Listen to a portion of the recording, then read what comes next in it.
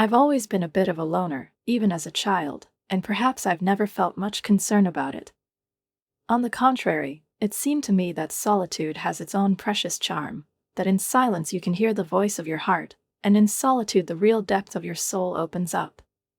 And before we continue, write in the comments from which city you are watching this video. Enjoy watching. My name is Veronica, and I know how to keep myself busy. Don't get me wrong, I wasn't aloof or unsociable at all. I didn't shy away from people out of fear or awkwardness. I just always had enough of myself. I'm not antisocial and I've never been one. I just prefer to spend most of my time in my company, which has no place for noise, fuss, or the need to adjust to someone's mood. My mother, bless her kind and sensitive heart, noticed my independent streak early on, saw in me not isolation, but a desire for independence, and instead of suppressing or trying to change this, she directed my loneliness into a productive, creative channel where I could express myself and grow. It was she who introduced me to the world of cooking when I was just a baby, barely able to reach the kitchen counter, where I stood on tiptoe to watch her deftly chop vegetables or beat dough. I absorbed everything like a sponge, the aromas, the movements, the color of the spices, even the sounds of the onions sizzling in the pan. Mom didn't just teach me recipes, although there were a lot of them. She revealed to me the philosophy of food, its language, its soul. We went to cafes and restaurants all over the city together, from tiny bistros to luxury establishments with Michelin ambitions, and she enthusiastically analyzed each dish for me, what it consists of, why texture is important, how the balance of flavors works.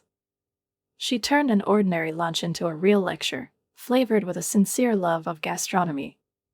As I got older, my fascination with food only intensified. It became almost an obsessive passion, drawing me to new discoveries, to experiments, to the desire not just to eat, but to understand, feel, and tell. I started reading articles by famous restaurant critics, not for the sake of snobbery, but to understand how they describe taste, how they turn an ordinary dish into a poem, into a living picture. I realized that food is not only about taste and texture, it's also about the serving, the atmosphere, the context, and even the light falling on the plate. It's all about the whole story that the food tells. One day, I turned to my mom at a table in a cozy restaurant where lavender cream brulee was served for dessert and said, "Mom, I want to write about food." She looked at me with such pride that it took my breath away. "Then you better find out everything you can about her, baby," she replied, and I realized that this was not just an endorsement, but a blessing. That's exactly what I did. I entered a culinary institute, deciding to become a master of culinary arts after graduating from university, and when others thought that a diploma was the end of the road, it became the beginning for me. I didn't stop there. I took journalism courses to improve my writing skills, because I dreamed of painting pictures with words so that people could taste food just by reading about it, so that they could hear the crunch and smell the aroma, as if they were sitting at the same table as me. My first job as a restaurant critic was in a small local newspaper, where I wrote a review of a small Italian restaurant, cozy, family-friendly, with aromas escaping from the kitchen, as if calling you home. I described how homemade pasta melted in my mouth, how the rich aroma of garlic and basil transported me directly to the Tuscan kitchen, among the stone walls warmed by the sun. To my surprise, people liked it. The next day, my editor called me. "Baby, you have a gift," he said. "Keep up the good work, and you'll go far."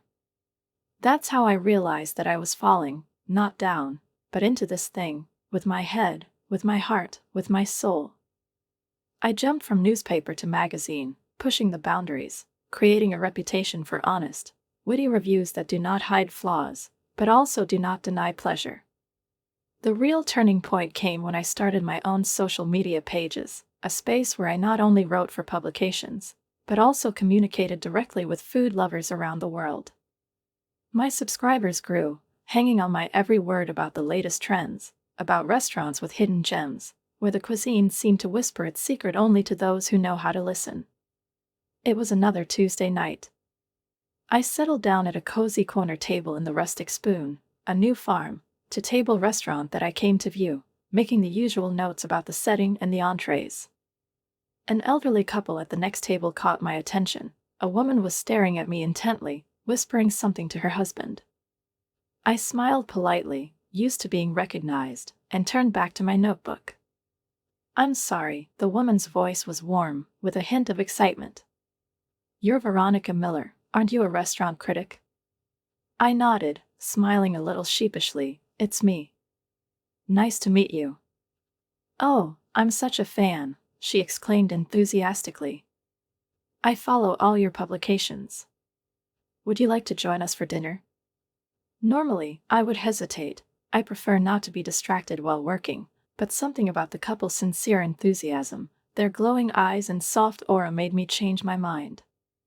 When I sat down at their table, the woman introduced herself as Martha, her husband is George, and this, she added, pointing to a young man I hadn't noticed before, is our son Jack. Jack looked up from the phone, his gaze crossed mine for a moment, and there was something almost electric in that silent contact, some kind of unexpected recognition that was hard to explain in words, maybe because of the way he immediately smiled, a little crookedly, with some kind of boyish spontaneity. And he said, "Hey," as if we'd known each other for 1,000 years, even though it was the first time I'd seen him. "Nice to meet you," he added, and that crooked grin spread across his face so naturally that it made my chest feel a little warmer. We chatted casually, as if there were no barriers or the need to choose words between us. Martha and George enthusiastically asked me about my recent travels, listened with genuine interest to stories about strange national dishes, unusual spices, and unpredictable tastes, and Jack intervened every now and then with witty comments that poked fun at me. My parents made fun of my descriptions in a good, natured way, but in any case, every time they made me laugh in spite of myself, as if I forgot that I was on duty and was just enjoying the evening. As the evening dragged on, filled with light chatter, ringing laughter, interspersed with the melody of cutlery and the aromas of a cozy restaurant, I suddenly found myself thinking that I was enjoying their company much more than I expected, that I felt at home, especially next to Jack. It was easy with him. There was no need pretending, unnecessarily filtering words, or straining to keep up a conversation. We discovered an unexpected shared love for little-known independent films, discussed plots and acting with such passion, as if we were at a meeting of a secret film club, and even shared the most terrible puns, laughing to tears, not being shy about this stupidity, because it was what made our communication so lively and real. When it was time to leave, I got up, ready to say goodbye, but Jack suddenly hesitated, looking at me as if he was hesitating between the desire to say something important and the fear of looking awkward. "Hey, would it be okay if I took your number?" he finally said, lowering his voice. "You know, in case I need restaurant recommendations or something." And at that moment, I felt a slight flutter in my stomach, a warm, unusual tremor that had nothing to do with the food I ate. It was something completely different, much more personal. "Of course," I replied, and I heard a slightly ironic smile in my voice. "I'm always happy to talk about restaurants." We started texting that evening.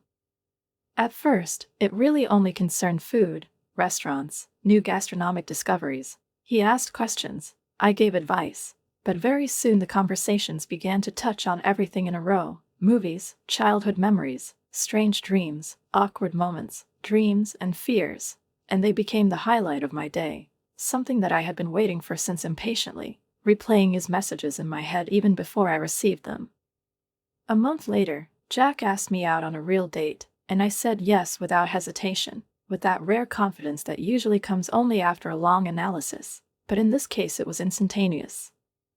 Our first date took place in a strange little bar that I had been planning to try for a long time, an institution with dim lights, music from the 60s and homemade signs on the walls, where cocktails were served in cans and snacks were brought on wooden plaques.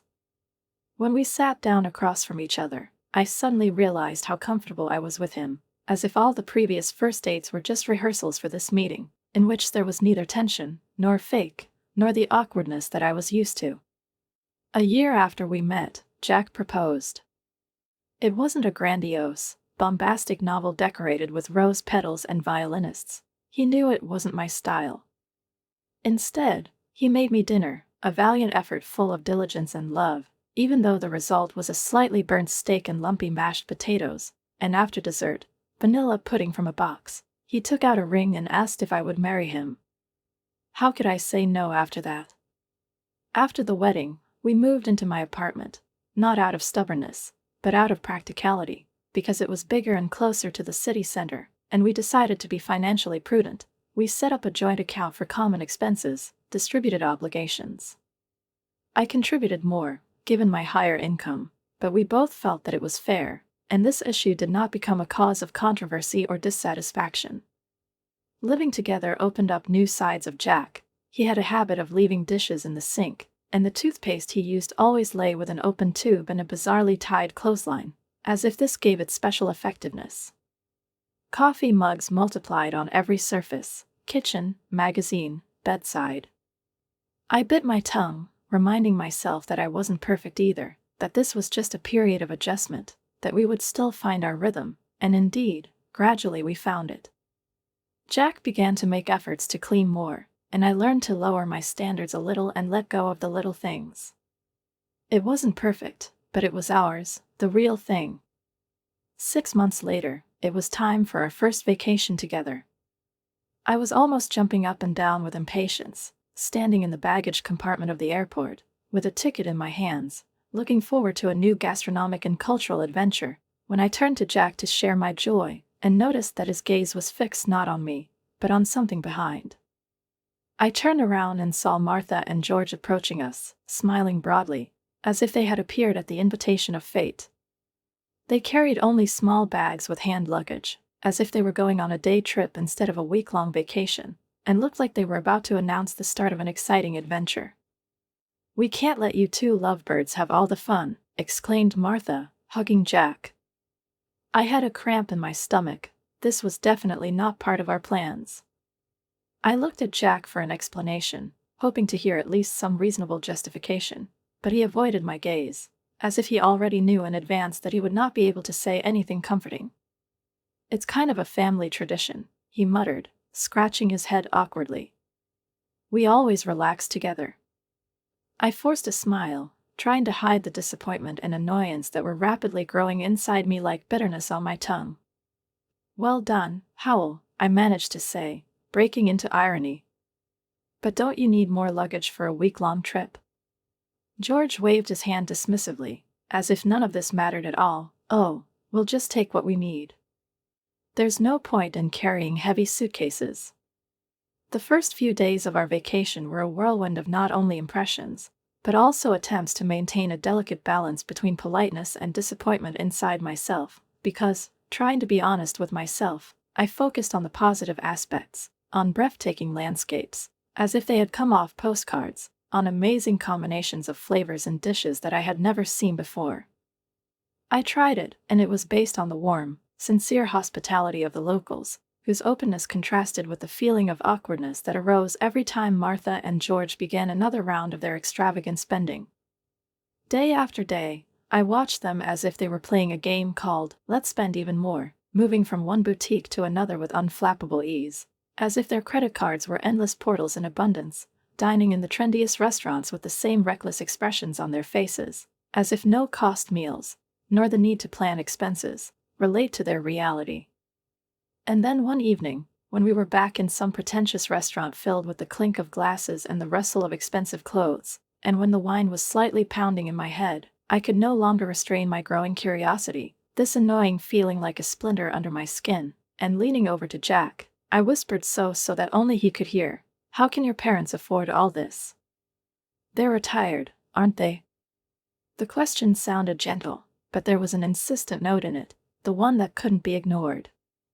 Jack shifted uncomfortably in his seat, as if there was suddenly a stone bench under him instead of a comfortable restaurant chair, and without looking me in the eye, he muttered, they know how to handle money," and then, as if to escape, he plunged headlong into studying the menu, pretending to be trying to decide what to have for dessert. I wanted to continue the conversation, ask one or two more leading questions, but it was at that moment that Marta, as if on cue, started talking loudly about her bridge club, dragging everyone into an ornate story about the championship, where she, of course, became the center of attention, and thus effectively put an end to our personal conversation. As if by accident, but very timely. As our vacation drew to a close, I found myself looking forward to returning home for the first time in a long time, where I thought there would be more clarity, space, and the opportunity to be alone with myself, without the constant presence of Marie and George, without the sense of intrusion into what was supposed to be only ours. The very next day after returning, as soon as I had my bags packed, I couldn't contain my anxiety and decided to check our joint account, just out of curiosity, to find out how much we had spent, to make sure everything was under control. When I logged in, my eyes widened in shock. The balance was significantly lower than I expected, alarmingly, almost to the point of dizziness. "So, Jack, can you come in here for a minute?" I called to him tensely, in a voice he knew and was probably afraid of, because as soon as he entered, he immediately realized that something was wrong. I turned to him, holding my phone in my hand, the numbers flashing on the screen, and asked, "Do you want to explain it?" My voice was flat, but there was steel in it.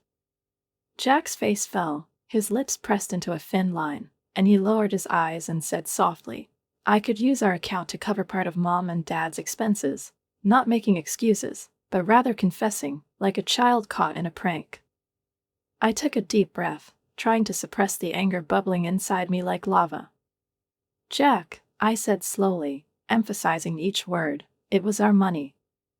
The money that I mainly invested. You should have discussed this with me first." I know," he interrupted, holding out his hand to me, almost pleadingly. "I'm sorry, Ronnie, it won't happen again. I promise." A month has passed, and life has gradually returned to its usual course. Jack, as promised, no longer touched on our shared account without prior agreement. I focused on work, trying to put the vacation incident behind me, taking it as a lesson, painful, but perhaps necessary to better understand each other. One cool autumn evening, Jack returned home with that special spark of excitement in his eyes, which I immediately recognized. He had come up with something. "Hi, Ronnie," he said, hugging me from behind as I stood at the kitchen table chopping vegetables for dinner. "I have an idea. How about going on an overnight picnic this weekend? Just the two of us, the rented motorhome and the great outdoors. What do you say?" His voice was full of enthusiasm, and despite everything that had happened, I found it tempting to break away, escape from the routine, just the two of us. We spent the next few days preparing for our mini-adventure. I packed a fridge full of sandwiches, made homemade potato salad, chose a bottle of good wine, and Jack took care of logistics, rented a compact mobile home, thought out a route, printed out a map. We arrived at the campsite in the middle of the day, and the area was really picturesque. Tall pine trees surrounded us, and the crystal-clear lake reflected the sky like a mirror. Jack carefully drove up to the designated place, and we got out, breathing in the fresh, pine-laden air. But as soon as I looked around, I noticed a familiar car slowly pulling up to the spot next to ours. My heart sank when Martha and George got out of the car, waving their arms enthusiastically, as if this was our common plan. "We thought we'd join you on your little vacation," shouted Martha, as if she were delivering long-awaited news. I turned to Jack, hoping to see a look of shock on his face that matched my own, but instead he looked confused, avoiding my gaze. "Jack," I said softly, restrainedly, with a hint of tiredness. "Did you tell them about our trip?" Before he could answer, Marta had already fussily pulled me to her, hugging me tightly, as if she wanted to push out all my doubts. "Oh, isn't it exciting? A family camping trip," she exclaimed. I forced a smile. Noticing that they had arrived again without any supplies, no tent, no food, or even a change of clothes, as if the spontaneous decision to join us on a hike did not require basic preparation or at least respect for our personal space, I felt irritation grow behind the external calm, slowly but inevitably rising.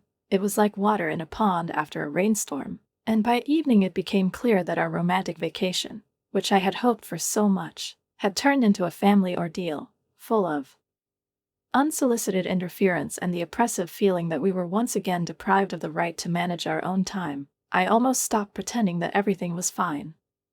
Martha and George, with unflappable self-confidence, dominated the conversation, entertaining us with stories about their last hike with Advent Ventures, in which, according to them, they were almost the stars, demonstrating incredible vitality and ingenuity, as if they were not two elderly tourists, but the heroes of an adventure novel. And even when it was time for dinner, and Jack and I had just taken out the supplies neatly stacked in the refrigerator, they, without a shadow of embarrassment, helped themselves to food and opened the wine without asking, without making the slightest gesture of gratitude, leaving Jack and me a little, just enough so that it didn't look like they ate everything, but no more. When it was time to go to bed, another problem arose. Our compact motorhome, cute and cozy for two, was completely not designed for four adults, and after a short pause and awkward silence, Jack turned to his mother and, without looking at me, said, "You and Dad will take the bedroom, Ronnie, and I'll sort out the car," and without waiting for an answer, he began packing his things. And so, instead of enjoying a cozy night in our rented motorhome, snuggled up to Jack under a soft blanket, I found myself curled uncomfortably in the back seat of our car, with an aching back and cold feet, and Jack snoring softly in front, not realizing how bitter and lonely I was. The next morning, bleary-eyed and tense from our awkward sleep, I sipped my cold coffee, which for some reason seemed bitter, and suggested to Jack that we shorten our trip, unable to bear another night spent like this. The trip home was stressful, filled with awkward, empty conversations, as if we were both trying to fill the silence so as not to hear the real words, and long periods of silence in which questions, accusations, and frustration accumulated. As soon as we returned to our apartment, Jack's parents cheerfully said goodbye to us at the door, apparently not noticing the tension that their presence caused, and, waving their arms as if they had just returned from a fun excursion, disappeared around the corner, leaving behind a sense of invasion and chaos. When they were gone, I turned to Jack, my eyes tired, but my voice firm. "We need to talk about this." He nodded, looking resigned, shoulders hunched, like a man with nowhere else to retreat to. "I know, I'm sorry, Ronnie," he said softly. "I should have told you they were coming." I sighed, feeling the anger and pain turn into determination. "It's not just that," I said calmly. "It's about boundaries, Jack. Your parents can't keep invading our lives in this way. We need to set some ground rules." Jack nodded slowly, as if he had just realized how serious this had all become. "You're right. I'll talk to them." A couple of days after our return, I was in the kitchen trying out a new recipe, something with tomatoes and basil, when, to my surprise, the doorbell rang. Martha and George were standing there. There were smiles on their faces, as if the failed vacation had never happened, as if my sleepless nights and mental burnout were a fiction. Martha exclaimed, giving me a quick hug before I could say anything, and then, without any invitation, she bustled inside as if she were her own home. "We need your knowledge and experience," she added cheerfully. "We were wondering if you could tell us which restaurants in the city serve the most delicious dishes." Caught off guard by this question, I started listing out by inertia. "Well, there are quite a few great places. The Bistro French restaurant in the city center, Le Petit Canard, is just great, and Sakura Sushi on 5th Avenue makes some of the best sushi I've ever tasted." "Why are you asking?" I added, still trying to catch the hidden meaning.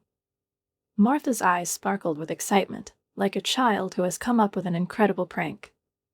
"Oh, we thought we would keep an eye on any open events in these restaurants so that we could go and eat for free," she said enthusiastically, completely oblivious to the fact that she had said something indecent. I turned to Jack, who had just entered the room, hoping that he would finally support me, understand how out of line this was. But he just shrugged and said, "Come on, Ronnie, you have to accept my parents, because they are useless, and trying to change them is pointless." I was speechless. That was already crossing the line, wasn't it? Before I could formulate a response, Martha and George thanked me profusely and left, excitedly chatting about their plans to get free lunches. A few days later, I was preparing to review the new upscale Italian restaurant Banate, as usual, carefully choosing accents and phrases, posting the details of my visit in advance on my social media page, informing my subscribers when and where they can expect my next review. In the evening, when there was supposed to be a review, I settled down at my table in the banquette, in the soft semi-darkness of the elegant hall, where the light aroma of truffles and garlic was in the air, as if anticipating an exquisite symphony of flavors, with a notebook in my hands, ready to try and evaluate the menu, which, according to preliminary information, was prepared by a world-renowned chef inspired by the gastronomy of southern Italy, and I had just opened the wine list, looking at the finely compiled list with a slight thrill of professional interest, when I heard a familiar voice coming from somewhere to the side, like an annoying note, breaking the perfect melody of the evening. "Well, hello," he said with exaggerated cheerfulness, and I looked up to see Martha and George beaming like a couple of tourists who have just discovered that their business class flight has been unexpectedly upgraded to first class, and they don't waste a second sitting at my table uninvited. It was as if the restaurant was their country living room, and I was just a regular, obligated to welcome them with open arms. My heart clenched, as if someone had pulled a tight string inside me with an invisible hand, and Martha, eternally confident of her impunity, grabbed the menu and loudly announced, "I'm Veronica's mother-in-law, you know, we're here to enjoy a free lunch with her." It was said with such pride, with such defiant enthusiasm, that several tables nearby fell silent, turning in our direction. I felt my face turn red from embarrassment, from a bright wave of humiliation rolling down my cheeks, and through clenched teeth I hissed, "Martha, please keep it down. I'm here to work, you can't just show up." But Martha, in her repertoire, as if on purpose, only raised her voice more, waving her arms widely, like an actress in a provincial production of a sitcom. "Oh, don't be stupid, dear, everyone knows that you, restaurant critics, eat for free. Why don't your family enjoy the benefits too? We have every right to be here." I could feel the eyes of the restaurant's customers on me, curious, judgmental, some openly annoyed, and then I noticed how the head waiter, a tall young man in a perfectly pressed suit, with concern on his face and anxiety in his eyes, began to approach our table, obviously trying to figure out whether it was necessary to intervene. It all quickly spiraled out of control, like a poorly staged scene in which the actors refused to follow the script. "Martha." "George," I said softly, but with a firmness I rarely heard in my voice, "I'm giving you one last warning. If you don't leave now, I'll have no choice but to call security. You're interfering with my work and making a scene." Martha's face contorted with indignation, as if I had offered her something obscene, say, to pay for her own dinner. She stood up abruptly, her chair scraped loudly on the marble floor, cutting off the light music, and exclaimed with theatrical resentment, "Well, I never. Is this how you treat your family?" She grabbed her purse like a shield, and turning to me with one last look laced with disappointment, she said, "You know, I'm starting to think I've made a terrible mistake. I'm the one who advised Jack to marry you.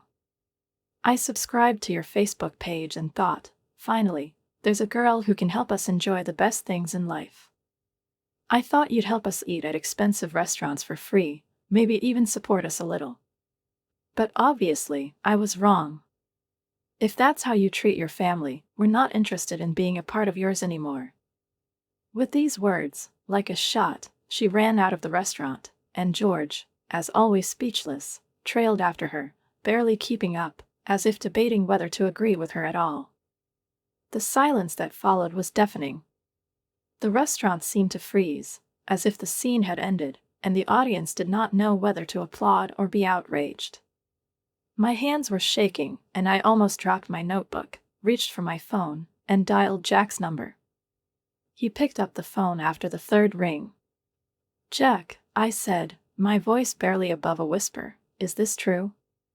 Did your mother really push you to marry me because she thought I would provide for them?"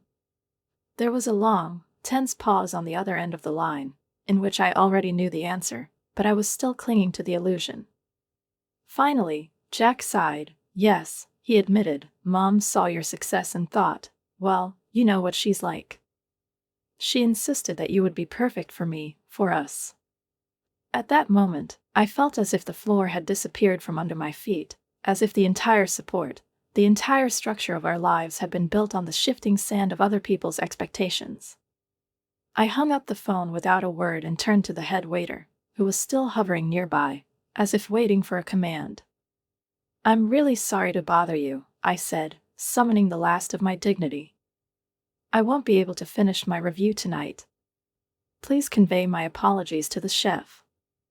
While I was packing my things, notebook, bag, and phone, as if none of this mattered anymore, I took out my cell phone again and quickly typed an apology to my subscribers, explaining that due to unforeseen circumstances, my review of Bella Neat would be postponed.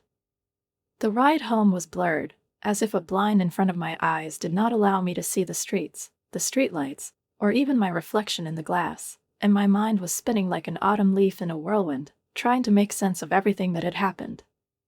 When I walked through the door of our apartment, glazed with the restrained warmth of evening light, where the scent of a jasmine diffuser habitually hovered in the hallway, as if reminding me that peace and harmony once lived in these walls, Jack was already waiting for me, standing in the middle of the room with an expression on his face as if he was going to announce the end of the world, and there was concern on his face, not just in his eyes, but in every hesitant movement, in the way he fiddled with the hem of his sweater sleeve, trying to find the words.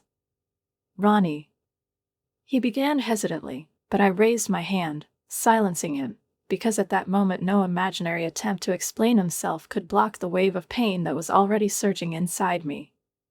"Why didn't you tell me?" I asked, my voice barely louder than a whisper, as if every uttered phrase was an effort, as if I was pulling it out from inside, from the place where disappointment nests, because all this time, our whole life, our love, suddenly seemed to me just a convenient wrapper, in which a convenient food voucher for your family has been carefully wrapped. Jack's face wrinkled. He took a step towards me and reached for my hand, and this time I didn't pull away, because I needed to feel, not a lie, not a game, but at least a drop of the real thing. "No, Ronnie, no. I mean, yeah, that's how it started, with my mom's idea, but I really fell in love with you. Not into your work or your connections, just into you." And those words, even if I wanted to reject them, fell into me like raindrops on a parched earth. I sank onto the couch, suddenly feeling my strength drain away, as if the last months, weeks, and days had squeezed every drop out of me. He sat down next to her, close, not too close, but close enough to make his voice softer, almost intimate. His eyes were pleading. "I know I've made mistakes. I should have set boundaries with my parents a long time ago. But, Ronnie, I love you.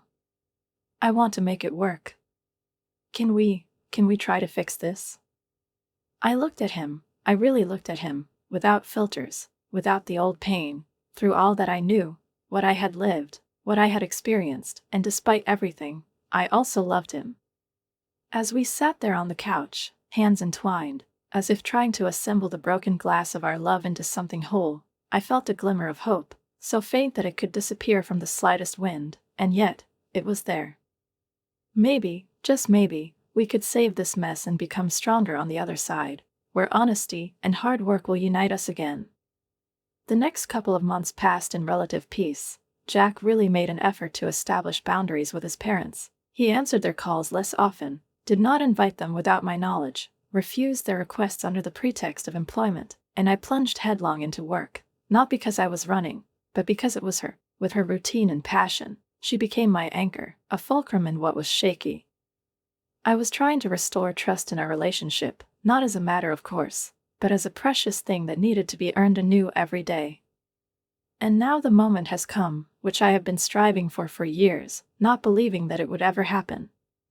My cookbook, the result of months of recipe experiments, heartfelt stories, and illustrations filled with light and flavors, has been published. And it turned out to be more successful than I could have imagined. The largest newspapers and magazines praised it, as if they saw in my line something more than just food, memory, love, home, and the book quickly became a bestseller on all major online retail sites. One evening, when I was watching another rave review, staring at the screen with awe mixed with amazement, Jack returned home with a mysterious glow in his eyes, like a child hiding a gift. "Let's celebrate your success," he said, and his eyes shone with excitement. "I have planned a trip to that charming city that you have always wanted to visit. It has everything you like, amazing restaurants, historical sites, beautiful nature. And I've booked us a room at that boutique hotel you've been eyeing." I hesitated a little, my heart sank, and I asked the question that haunted me like a stone in a shoe. It's just us here, isn't it? Aren't your parents coming? Jack looked into my eyes, straight, open, calm. I promise, Ronnie. It's just us here. No parents. No surprises. The day of our trip came, and we headed to the train station, through the bustling city, with luggage in our hands and slight fatigue in our legs. And everything was almost perfect until we approached the platform, and I felt my heart sink, as if someone had pulled the last note of joy out of my chest. Martha and George were waving enthusiastically, as if they were welcoming us after a long separation.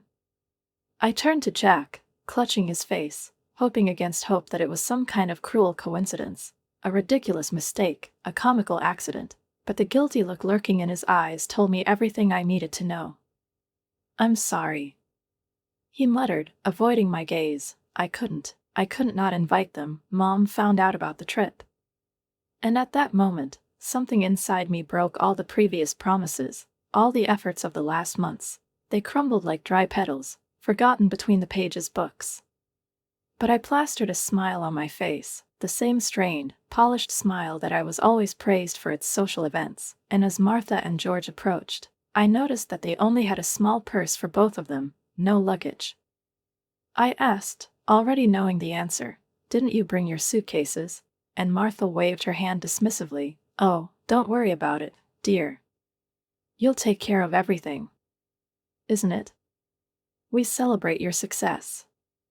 When the boarding announcement sounded over the loudspeaker, and the announcer's words echoed over the platform, immersed in the hum and movement of the early morning, we headed for the train, making our way through the bustle of passengers carrying suitcases and catching the last farewell hugs. At that moment, everything in me was already trembling, from tension, from anticipation, from what I knew but didn't want to admit, and while everyone was sitting down in their seats, arranging bags, straightening scarves and taking comfortable poses while waiting for the road, I stood up, without emotion, saying in an even voice, "I'll just use the bathroom before I leave," and grabbing my purse, which contained my phone and documents, I got off the train, feeling like my steps were getting easier, as if with every movement I was shedding not only body weight, but also a load that had accumulated over the years.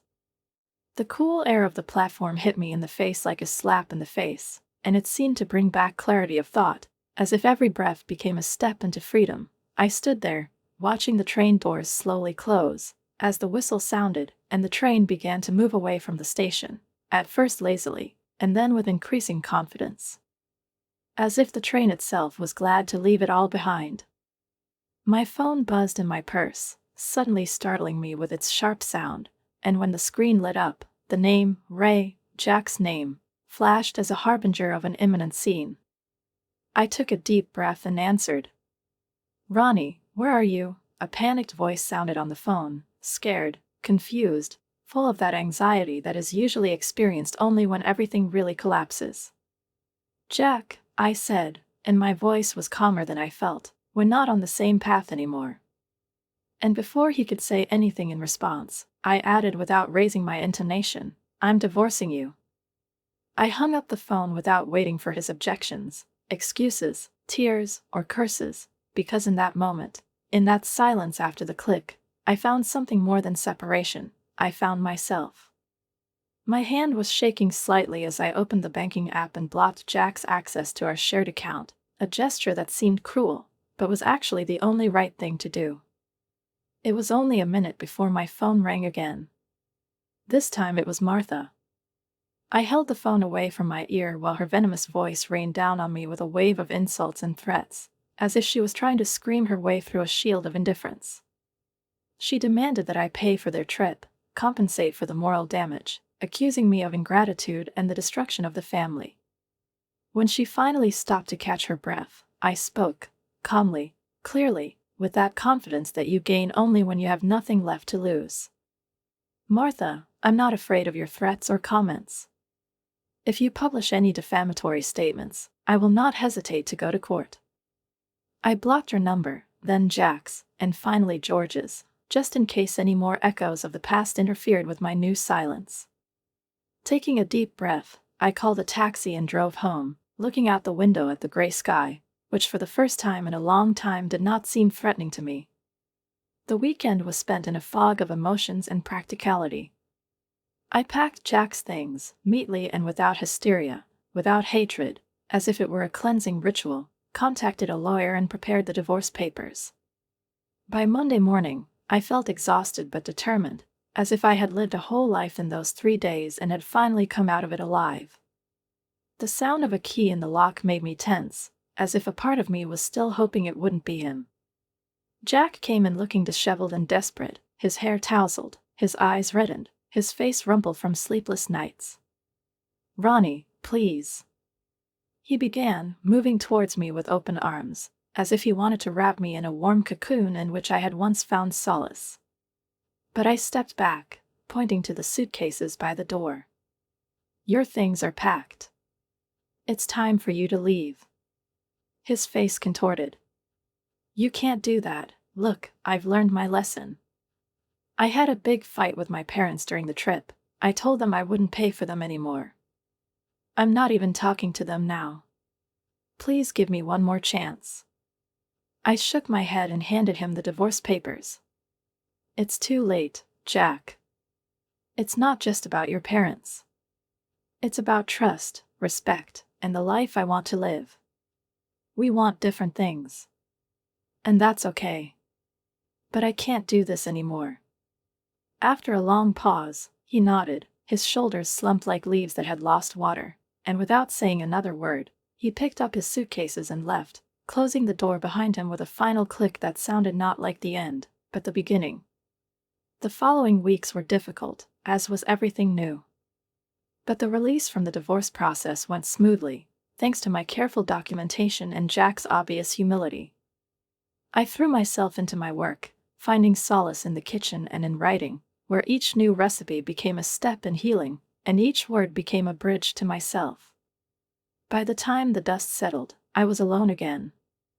But it wasn't the loneliness I was afraid of, not emptiness, not despair, but the silence in which I heard myself. I rediscovered joy and small pleasures, experimenting with new recipes, enjoying quiet evenings with a good book, and communicating with my subscribers without a shadow of family expectations, without the pressure of being someone convenient. One evening, as I sat on my balcony, sipping a glass of wine and looking at the city spread out in front of me like a promise, I couldn't help but smile. Life didn't turn out the way I planned. But maybe everything turned out exactly as it should have. I became Veronica again, a culinary critic, an author, and, most importantly, the mistress of my destiny.